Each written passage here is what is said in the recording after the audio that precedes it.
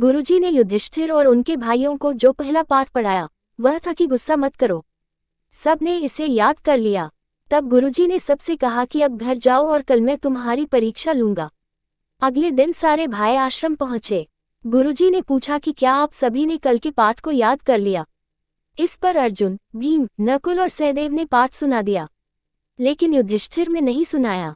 गुरु ने पूछा, युधिष्ठिर, क्या तुमने पाठ याद नहीं किया? युधिष्ठिर ने बड़ी विनम्रता से जवाब दिया, नहीं।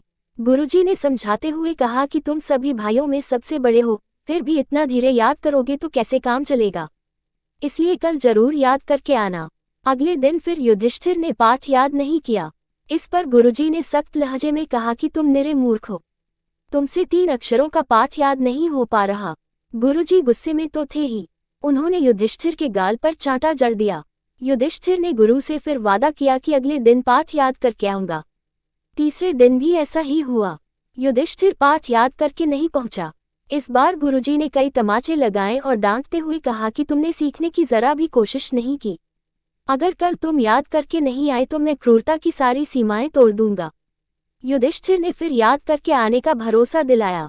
उस दिन युधिष्ठिर आश्रम में से दुर्योधन के पास पहुंचे और उनसे खुद के गुस्से पर परीक्षा देने को कहा। उन्होंने महसूस किया कि उनके ताने, व्यंग और वक्रोक्तियों से उन्हें गुस्सा आ गया है और परेशान कर दिया है। चौथा दिन था। युधिष्ठिर आश्रम पहुंचे। गुरुजी ने पूछा, क्या आज याद करके आए? इस पर युधिष्ठिर ने सिर झुकाते हुए दोनों हाथ जोड़े और कहा, गुरुदेव, मैं आज भी पूरी तरह याद नहीं कर पाया। इस पर गुरुजी तिलमिला गए और तब तक युधिष्ठिर को चाटे मारते रहे जब तक वह थक नहीं गए। लेकिन गुरुजी ये देखकर हैरान थे कि युधिष्ठिर एकदम शांत है और मुस्कुरा रहा है। गुरु ने पूछा, तुम मुस्कुरा क्यों रहे? तब युधिष्ठिर ने जवाब दिया, आप ही ने ये पाठ पढ़ाया है।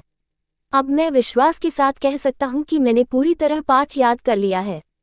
गुरुजी ने युधिष्ठिर को उठाकर गले लगा लिया और बोले, मैं समझ गया हूँ कि तुमने 3 अक्षरों का पाठ याद कर लिया है, और इतना ही नहीं, तुमने इसे अपने जीवन में आत्मसात भी कर लिया है, जिससे तुम्हें वाकई वक्त लगा। इस परीक्षा में अब तुम पास हो गए हो और मैं फेल।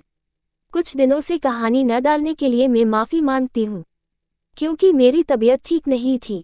धन्यवाद दोस्तों, आपका दिन शुभ हो। चैनल को सब्सक्राइब, लाइक व शेयर करें।